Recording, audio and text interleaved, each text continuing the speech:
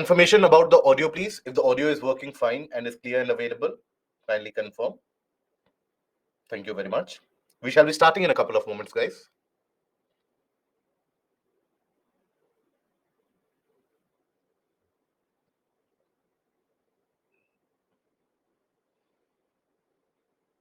I'm doing good. Thank you very much. I hope for everyone the preparation is going on track as of now.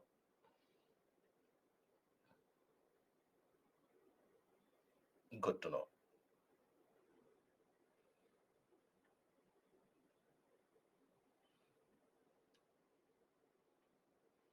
Unfortunately, I've started geography revision today. Why to refer it as a kind of an unfortunate moment? Think about it fortunately.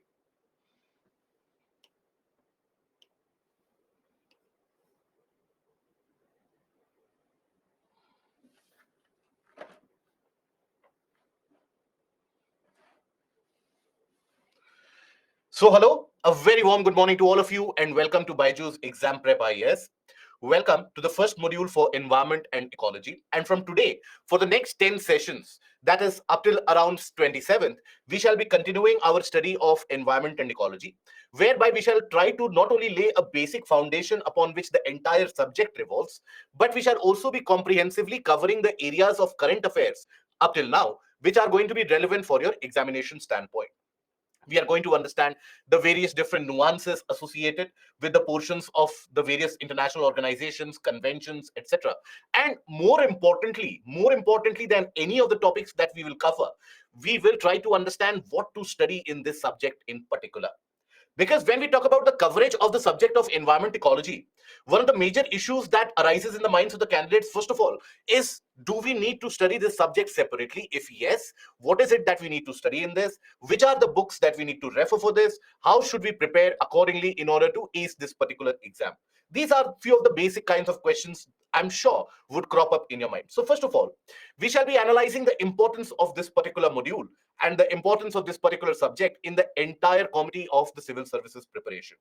So it is only apt for me to tell you right now, how is it that this subject started becoming very prominent in the prelims as well as in the mains examination, which was not always the case. That is prior to 2013. If you take a look at the aspirants and what they would prepare, if you take a look at the type of questions which would be asked in the examination, you would be surprised to find out that at that point of time, you did not have a separate subject as environment and ecology up till around 2013. Candidates were supposed to study some portion of ecology and environment from under the portion of biogeography itself, and that would suffice. Few portions of current affairs from here and there would be asked, and that would be it. But it was from 2014 onwards when there was this marked shift in the pattern, where from 2014 onwards in the prelims, UPSC started asking questions, particularly from the area of environment ecology, particularly focused upon the basics of ecosystem, adaptation of the organisms, the different types of biomes in which the organisms would exist, and so on and so forth. And since that point of time, some specialization has been required in this subject. Now, when it comes to prelims examination, you have to understand here that for your prelims, when we talk about the importance of this subject, so for your prelims examination, every year you can expect easily 14 to 15 questions to be asked from that. Okay, 14 to 15 questions are directly asked in the prelims examination. Out of this, if you will again break it down, then around 8 to 9 are from basic concepts.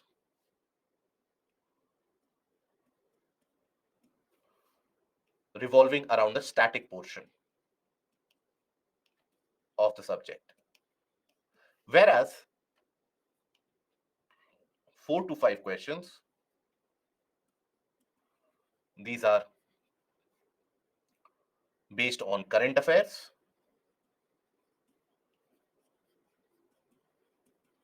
and sometimes you will get around 3 to 4 questions which are absolutely factual. In this 14 to 15 question mix, sometimes you do get 3 to 4 very factual questions.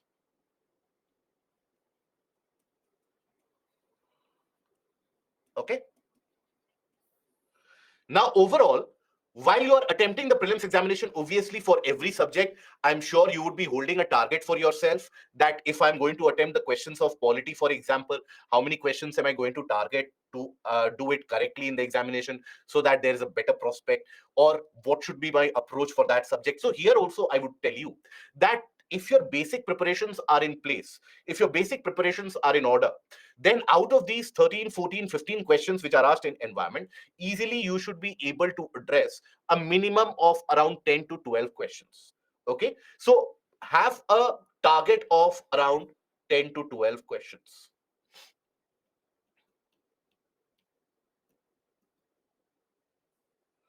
These 10 to 12 questions will give you an idea. And this is where, if you just are following the portion of the current affairs and looking at the static, this is more than sufficient. Okay, and imagine the kind of advantage that you will get amongst the and from your competition as well. Because if you are able to solve around 10 to 12 questions out of environment ecology, 10 to 12, let's suppose, from history, 10 to 12 from geography, now easily 30 to 36 questions are coming from these difficult subjects out there, right? And obviously the easy subjects are also out there, which will easily fetch your marks above 100. So that is something which is very much required for you to be able to ace this examination. The problem starts arising when we start chasing only the factual questions and the fact based theories which are present, and the fact based current affairs which are present anywhere and everywhere. So here, first of all, after looking at the importance in and where is it that how many questions are asked, we will also talk about the books required and the approach required. But before that, now, is environment and ecology only relevant for your prelims examination? The answer is no. You also get questions roughly in the tune of around 40 to 45 marks, sometimes even 50, 55 marks from the portion of environment in the mains exam as well. So in the mains exam,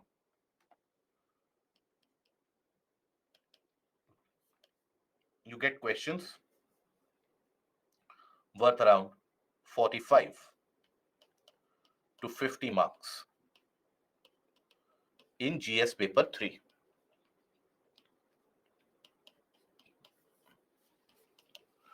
So the relevance of it transcends beyond the prelims. Now, why I have indicated this is because many of the times when we think about, and if you ask a normal candidate, a normal individual candidate, that what is it that you think is important to be studied under the portion of environment ecology, they will always tell you that I will need to learn the national parks, the wildlife sanctuaries, the critically endangered species. Right? They will always have a mindset. Most of your competition will have the same mindset, that all I need to do to ace this particular subject is to learn the national parks, wildlife sanctuaries, the critically endangered species, and I am done. So if I'm not able to learn that themselves on my own, I want someone to help me to learn all of those, and that is done. But here you have to understand, out of the all the distribution of marks and distribution of questions that we have seen here, you might get one odd question in the prelims about maybe a wildlife sanctuary or a national park in news. So that is where I am here to tell you that these things are not supposed to be memorized. The moment that you start learning and memorizing these particular facts about all the national parks, all the wildlife sanctuaries, all the various different biosphere reserves, then all the project tiger areas, project elephant areas, then not only will you end up overcomplicating your own requirement of the subject, you will never be able to revise. So at the end of the day, you will put in excess amount of your effort and the output will not be good. So when we talk about the mains question, where is it that the mains questions are derived from? So basically, they are a mixture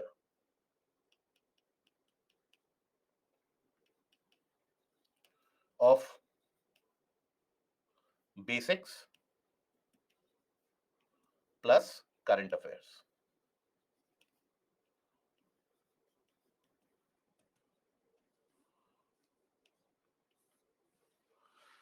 Okay, basics plus current affairs. So generally the questions, the type of questions that you will see in the case of your mains paper is, for example, let's suppose a new legislation has come in, a new legislation to combat the plastic pollution.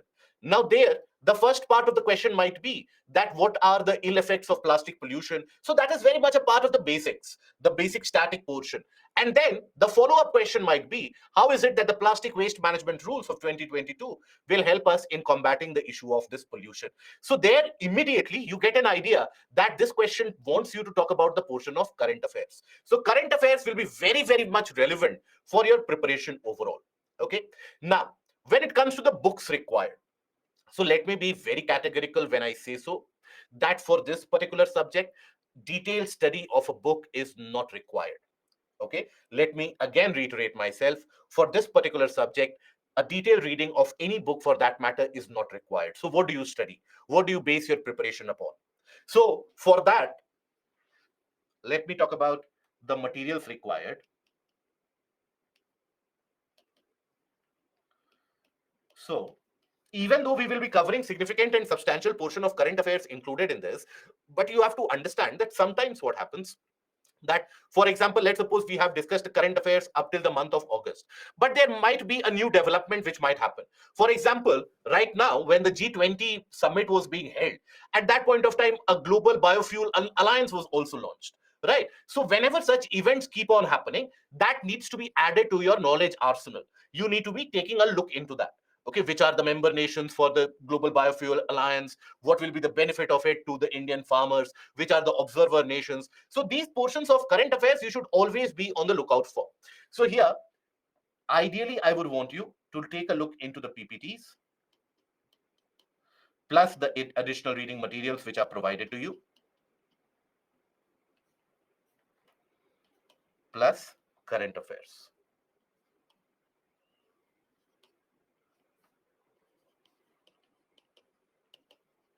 Okay, that is what is required for your exam. Now beyond this, let's suppose if you like, if you have a particular fascination for any particular book in the market, you are free to explore it. But let me tell you that this is more than sufficient for your examination, provided that you revise this as much as possible. That is why generally in the portion of environment ecology, I end up taking the previous year questions at the end, just to gauge the level of revision overall, so that you are also able to understand which portion you need to revise and up till what depth are you needing to revise that particular portion. But again, I would reiterate here, any of you who are going to have a question that other than this, I'm reading this particular book, I'm reading that particular book, fair enough. Whichever particular book that you are studying, just ensure that you are able to revise that material enough number of times before entering the exam hall.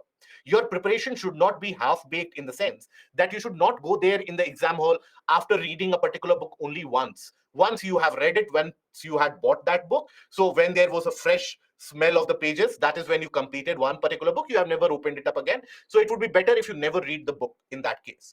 Unless and until you are able to revise any particular book at least 4 to 5 times, it is not worth it to explore that book before entering into the prelims exam hall, because the questions will be twisted in such a manner, it will end up confusing you to your guts and to your inner level. So that is why you need to be very crystal clear. Okay, now along with, as I told you, if you have the Byju's book, you can study along with that. If you want, if you have any other book that you want to read, you can study along with this. But even this much would be more than sufficient for your examination. Now it is this portion of current affairs which oftentimes creates a difference amongst the candidates when it comes to this subject, a subject like environment ecology, a subject like science and tech. So it is the portion of current affairs which makes a difference. So for the portion of environment ecology, how is it that you should categorically look at the portion of current affairs? So ideally in this case, one should be looking at the portion of newspapers,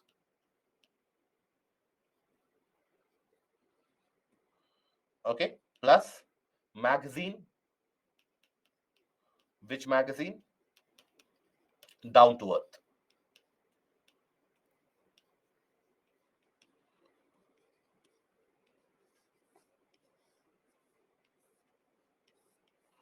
Okay, so that is very much required for the portion of your current affairs, because nowadays the changing trend that you will see in UPSC, that changing trend is focusing upon multiple different sources from which a question can be framed. And that is where the new developments, the recent changes which happen, they are very ably depicted in the portion of Down to Earth as a magazine. So that is what you can focus upon. Okay, so these are the two areas that you have to focus upon for your current affairs. Other than this, I would also be suggesting to you some documentaries out there. So certain documentaries out there which are present now, UPSC has been known to ask questions from your general awareness. So these documentaries help you correlate the portion of climate, geography, etc., the land pattern, etc., with the impact on the various creatures, environment out there. So that is where I would also suggest to you that broaden your horizon. don't be a typical stereotypical candidate of the mid 90s who would be given a particular book and they would ratify the entire book and go happy in the exam that this is what will get me through. But now the pattern is changing. The approach that the candidates would follow through the 80s, the 90s, the early 2000s, or even the mid and late 2000s, that approach doesn't work anymore. So unless and until you change your approach to study, you will always be left chasing the questions of civil services. And what do I mean by chasing the questions of civil services? So listen to this very carefully when I say so. And trust me, this does happen with almost all of us. When we say chasing the questions, so for example, let's suppose in your preparation you have studied a particular book, you are so very convinced that everything will be asked from this book only, you have ratified the entire book, then you examine the previous year questions. When you take a look at the previous year questions, you find that there are certain factual questions which are not mentioned in the book itself. So you start chasing those questions. What will be their answer? So should I know, for example, a question was asked in UPSC about the gestation period or for an elephant. What is the gestation period for an elephant? That was asked in prelims. Now, that was a very randomized factual question which was asked. Even UPSC did not expect everyone to solve that question. Majority of the candidates did not know the answer. Almost all the candidates out there, they did not know the answer. So next year, what was found as a trend, what I found as a trend was that all the candidates across, they were continuously rote learning the gestation period of all the major animals out there. Now, what is the gestation period for a tiger? What is the gestation period for a cheetah? And so on. That is what they were rote learning. That UPSC has asked this question about elephants. Now, if next year, again, if they will ask a question again about this particular topic, again about an animal, I will be able to answer that. But that is not how UPSC plays. Right? By now, I'm sure you would be aware that UPSC doesn't play by this pedestrian rule book. UPSC frames its own rules as it goes along with the way. So while you are chasing the previous year question, UPSC has changed the question next year. So again, the books start becoming lengthier. You are supposed to learn more facts, and UPSC will change the pattern again next year. So rather than chasing the facts, you need to be able to command those particular facts, and that will come with your greater level of exposure. Please understand, this examination does not require you to be a climate scientist, does not require you to be an environmentalist. Get that very clear in your mind. You are not here in this session early in the morning so that in your life you can become a climate scientist or an environmentalist out there. That, I'm sure, is not your goal. You are here for single purpose agenda, that is to clear this examination. So that is what we shall be focusing upon: what to study, how to study, so that the examination and the task of the examination is completed. Rest of the nonsense which is involved and the noise that you hear about, if from your surrounding, that you should study this particular book, that particular coaching materials book is very nice, you should study that. For all those who have a slightest amount of doubt that whether I should be exploring other books of other coaching institutes, other materials as well, or that famous book, etc., do one thing: attend the 10 lectures for environment here, look at the PPTs and additional reading materials, and then take a judgment call. Because let me assure you, once you have studied all those 10 modules significantly to the depth, there won't be any major topic or any particular topic which will be left out there. Right? You might have few facts here and there which you might find as a new addendum in any particular book, but then that fact in majority of the cases not required for the examination. If it is required for the examination, if it has been asked in the examination, we will cover it up here itself.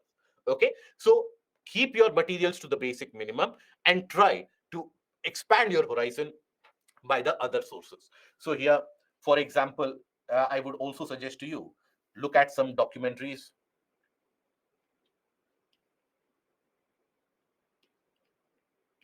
docu-series. Now, this is a kind of an unconventional suggestion out there, because not many of the teachers out there, they will give you a suggestion for documentary, because many of them, they think about it as a waste of time. But I stand here and I beg to differ that many of the times the easiest interconnection from various different topics is arrived by the audio visual mechanism, which is not arrived from the basic book reading. So that is why I would suggest to you certain docu-series. For example, you can take a look at Our Planet, both 1 and 2, right? You can take a look at also our great national parks.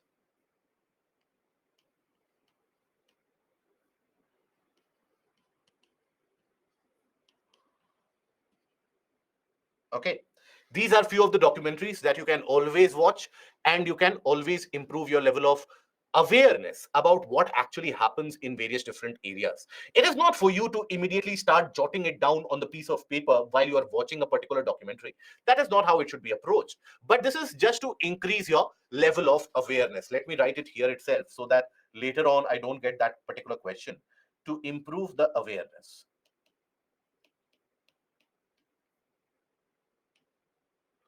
Okay. Now, that is about the importance, that is about the approach, that is about the materials required. Now, because we are here together for the next 10 modules, it is but natural for you to be also able to know that what is it that we are going to cover in the next 10 modules. How is it that we are going to proceed here? So I'll give you a kind of a brief intro. I'll give you a kind of a brief preview of what is it that is going to be constituted in the next 10 modules so that you can also have a clearer picture accordingly. Before that, let me again re-emphasize here that the portion of current affairs is vitally important for the study of environment ecology, and that is where the magazine of Down to Earth, you can still choose to ignore the other magazines, but the magazine of Down to Earth you should not ignore. This is going to help you even in your portion of geography. Okay, Down to Earth is going to help you even in portion of geography, even in the portion of environment. Now, the topics to be covered. Now, here again, if I ask the candidates, that majority of the candidates out there, that in environment ecology, what is it that you need to study, or what is it that you think you will be learning? All of them talk about the various conventions. They talk about the various national parks, wildlife sanctuaries, and that is it. That is where our level of exposure comes to an end, right? But here you have to understand that each and every part of this topic, of this particular subject, is derived from the basic concept, the static portion. Static portion, which might be possible that you have read it in your school days itself.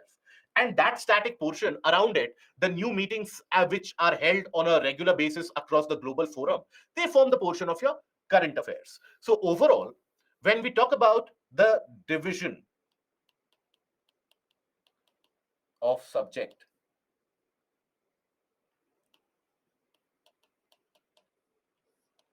so here, yes, the magazines are available online as well.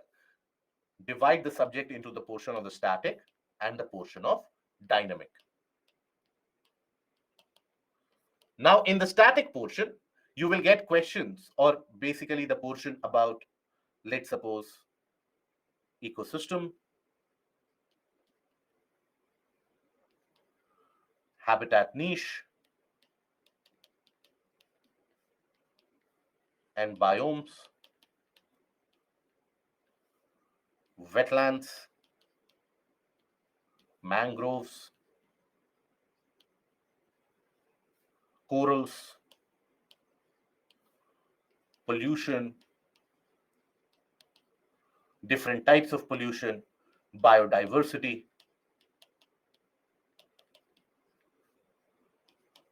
conservation, basics of it, climate change,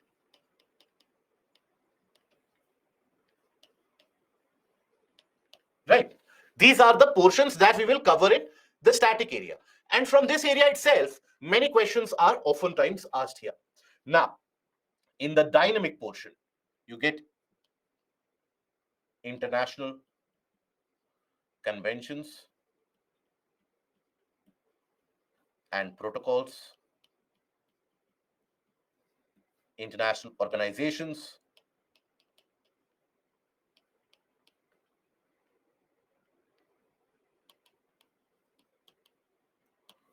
national legislations,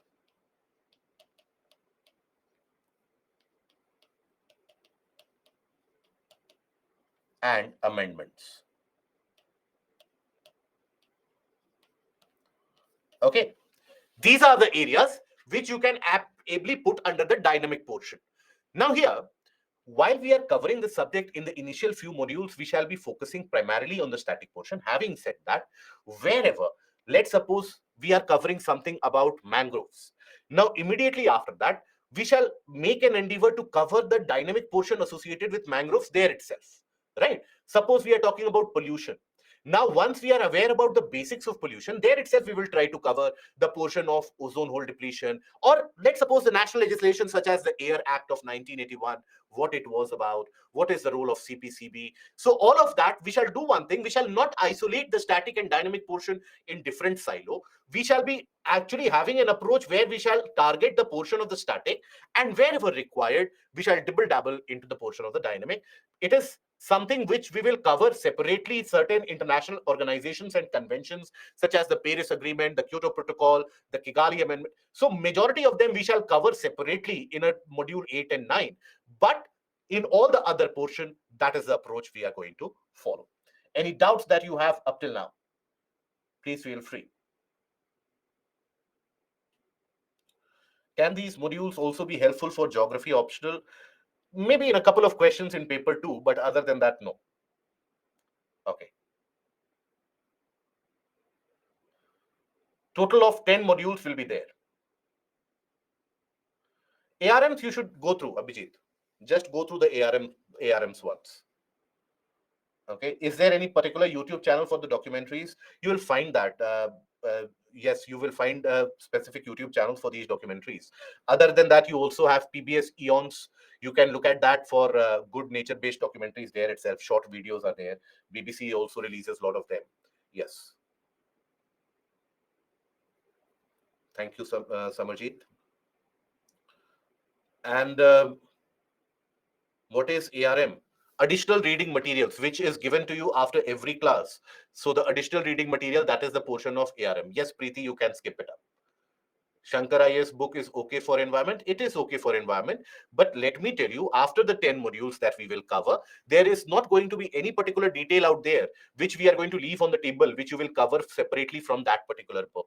So that is why I would suggest to you that unless and until you are very, very you have a very strong feeling for a book, you like a particular book to a greater extent, where your life starts becoming incomplete without the book. So if you have that kind of wantingness that you should study a particular book, go for it. Just ensure that you revise it enough number of times, but please rely on the PPTs and the ARMs as well. Okay. Our Planet is there on Netflix. In fact, both of them are there on Netflix. Anshu, I'm not very sure about the BAR's Environment Studies course. Fact learning approach, you should never be learning the factually. Okay, you should never be learning the facts. And magazines is good for both prelims and mains. Absolutely, yes. Okay. Tagdish, in that case, please do send me a mail. And I had Madhur. Madhur, send a reminder over. We'll take a look into it. Okay. Right. So now we carry ahead and we carry forward with the coverage of the topic, with the initiation of the portion of environment and ecology. Now, what is it that you are required to study? Now, before this, if I ask you, I'm hoping that most of you would have covered the portion of geography here. Any of us present here who have not covered the portion of geography priorly in the classes? Or have we all covered the portion of geography? Please let me know. Covered? Done. Okay. Not revised, fair enough, but okay.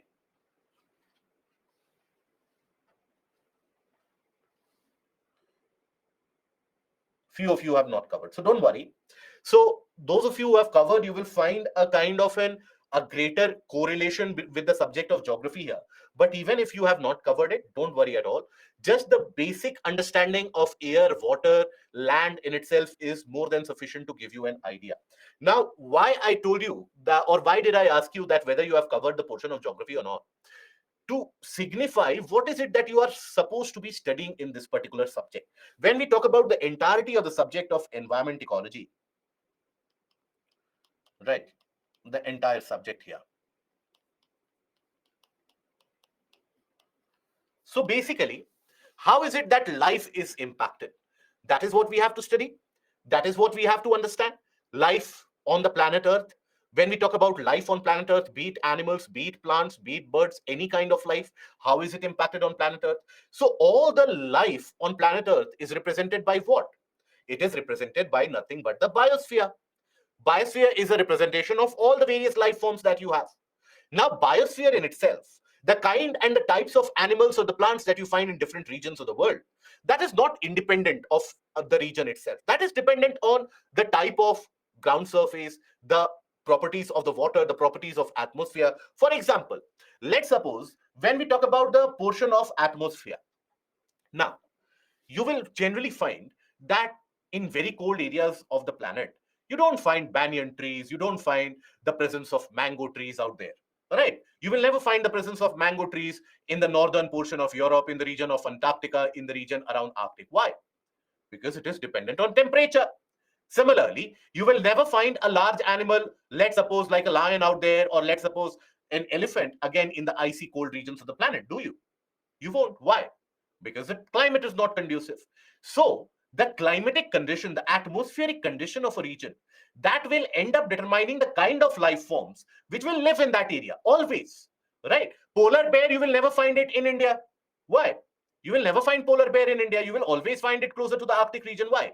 Because the temperature is conducive for them. So, when we talk about atmosphere, it is the temperature. So, basically, climate driven by temperature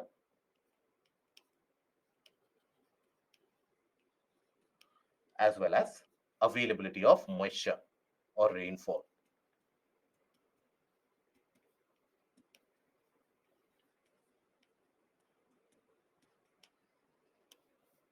Okay. Availability of moisture or rainfall. Now, these can become the determining factors for the type of species that live in an area and also the number of species that live in an area. It can always become a determining factor for that matter. For example, if you take a generalistic look across the planet, you'll find greater predominance of species across the tropics, across the tropical region as compared to the temperate areas of the world, greater predominance of species across the tropical areas of the planet. So that is where the climate becomes a determining factor. Then here, let me write it down as well. Determining factor for biodiversity.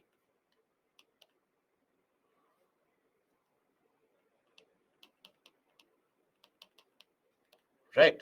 So, abundance of species, for example, in a region.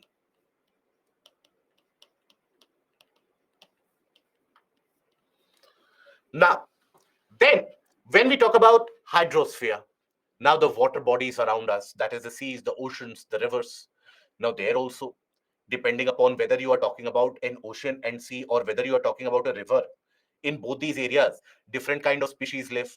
You will never find a blue whale or a shark swimming up river Ganges or swimming across river Brahmaputra.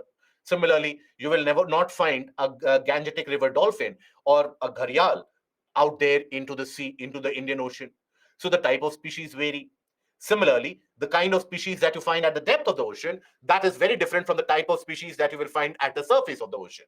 Right? So here, when we talk about the hydrosphere, here also the controlling factors, contributing factors or determining factors will be what?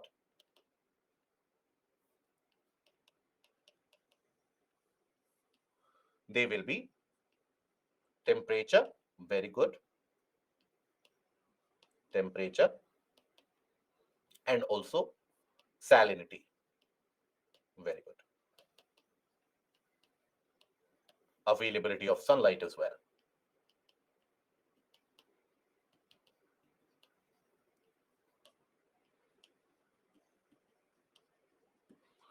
So that becomes a kind of a determining factor for the kind of species which will inhabit. So overall, what is the trend that you find here? The trend that you find here is it is the characteristic of the air around us, the characteristic of the ground on which we live, the characteristic of the water bodies around us that shapes the life that we see on a daily basis. And the life that we encounter on a daily basis, that is a sum product of these factors. It is not the other way around. So the better that we understand these kind of factors around, we will be able to understand why is it that this life is endangered. If yes, what can be the possible solution? if we understand the particular threats posed to any particular kind of a species, we can also find a solution thereby. So hence that particular subject is something that you cover.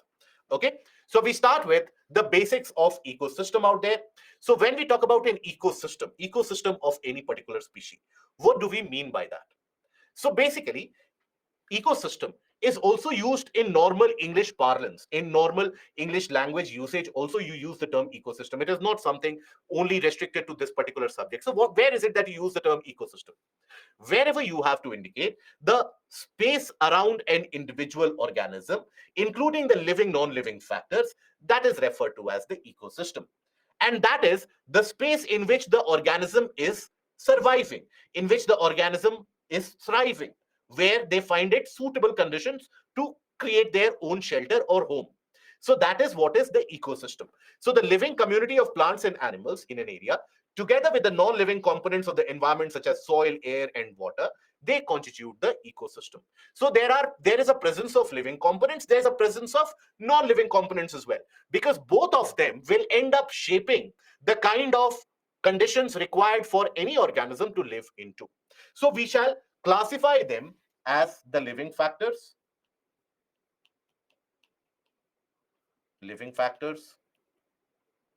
and non-living factors. Now, these are also what are referred to as biotic factors, and this is abiotic.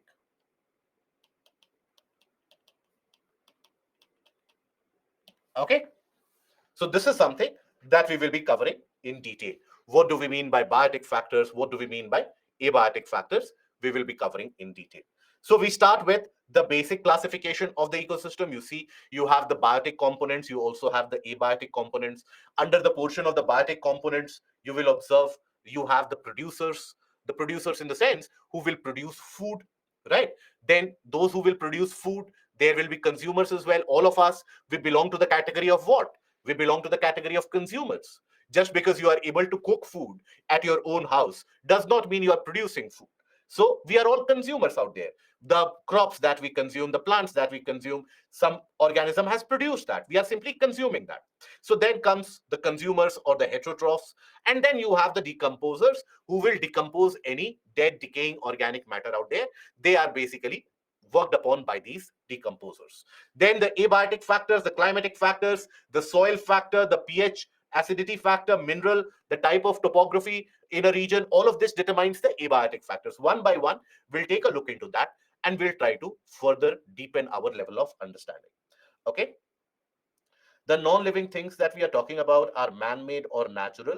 They are basically all the non-living things. Most of them are natural.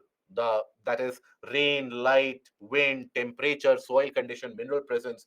That is basically non-living. Okay, and it is all natural. Edaphic refers to the ground condition. That is what the edaphic factor here talks about. That is what are the various nuances associated with the ground surface. Ecosystem, again, so ecosystem basically is the community of plants, animals, along with the kind of temperature, air condition, etc., in which the biosphere will survive.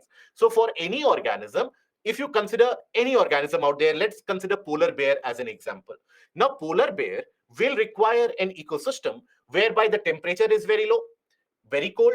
Also, you need to have the availability of some amount of water, availability of plenty of amount of fishes, because that is what they consume in majority as food. Seals, fishes, that is what the polar bears will consume in large proportion. So fishes, existence of fishes, that represents the presence of the biotic components. The availability of cold temperature, that represents the non-living component or abiotic component. So hence a mixture of both of them creates a perfect living condition. That is what is referred to as an ecosystem. Okay. Now, here we talk about, first of all, the biotic factors out there which will influence the biosphere or the living organisms. So first of all, we start with the producers, the ones which produce the food. Now here, when we talk about the producer community, majorly it is the plants which produce food in almost in major proportion. The plants, they carry out the process of photosynthesis. That is how they produce food, organic component. Those organic components, be it the leaves, be it the stems, be it the fruits, they are consumed by other species. Maybe deers, they will consume them. Then maybe the tigers, the lions, they will consume those deers or those antelopes. So that is how the entire chain is fed. But it all starts from the basic producer themselves. So that is where producer means ability to manufacture their own food. That is what is the basic meaning of the producer. Okay. And again, I would reiterate why I am repeating this multiple times is because I have had candidates who had asked me this question, and I'm left humbled at the end of this discussion, where the candidates have asked me, but you said ability to manufacture own food. Yesterday, I cooked dal and rice on my own without any external help. So, won't I be considered as a producer of food? So, please understand the difference between producing food and cooking food. Right? Many of the times when we think about someone cooking food, we think that, okay, this is the production of food that we are talking about. No. So, ability to provide food, right, on your own, make food on your own, not cook food. That is what is the producer community. And here, how will you manufacture food? So, food is manufactured by the organisms chiefly by two mechanisms. One is the availability of sunlight, the other is availability of suitable components around you, and thereby you being able to utilize those chemical components and then manufacturing the food and the energy required. So, accordingly, the producers are divided into photoautotrophs and chemoautotrophs. Photoautotrophs, they require sunlight, require